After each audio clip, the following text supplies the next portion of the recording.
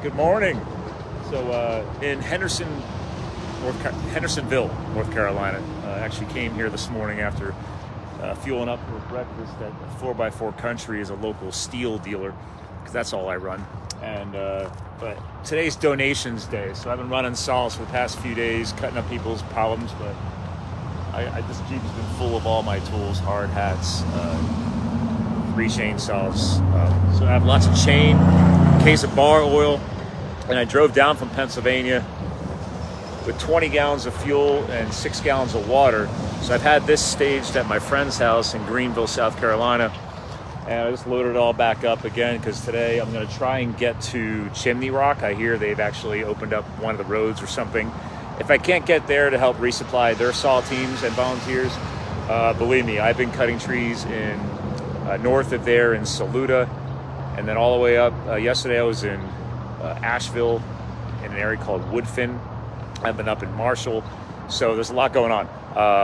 Super excited. So I've been staying in Greenville, South Carolina, and then commuting back and forth every morning and every night. It's about an hour and a half, depending on which town I end up in and which person's house I'm cleaning up hot messes with. So yesterday I got to check off 2 homes on the list in our volunteer community. I've been running solo this whole time. I was expecting to tie in with volunteer groups, but it takes them a little while to get people together, and I'm pretty well trained to just do my own thing. So I've been just rolling in like a scalpel, cleaning things up, taking care of it, and moving on. So yeah, I mean, I've got everything. I'm trying to remember everybody's names. Carissa was helped 2 days ago. That was in Saluda. Yesterday morning, back in Saluda again for a nice old 75-year-old gentleman named Brantley. Then last night I commuted back up 45 minutes north to Asheville again. Went to Woodfin, took care of a nice couple there. I think her name was Kathy. Sorry, my brain's a little fried right now. I've been running 10-hour shifts. So that's the game plan. Going to go up and run more chainsaws today. And like I said, donate all this fuel and a case of, I got probably 5 gallons of bar oil with me. And just going to help resupply any other volunteer chainsaw teams. Then get to a couple more properties, do some more cutting and loving. And that's it. So yeah, I think 10-hour days is a rough average. Getting up at 6 a.m., doing the commute, wrecking house until 5, 6 p.m. if people let me, and then heading home. So if it's another hour and a half commute back to South Carolina. So putting the miles on the Jeep. So anyway, guys, don't forget to work with your own local volunteer and charity groups. You don't have to drive all the way to North Carolina from Pennsylvania. So, but my aunt asked me to share an update. So Aunt Sandy, shout out.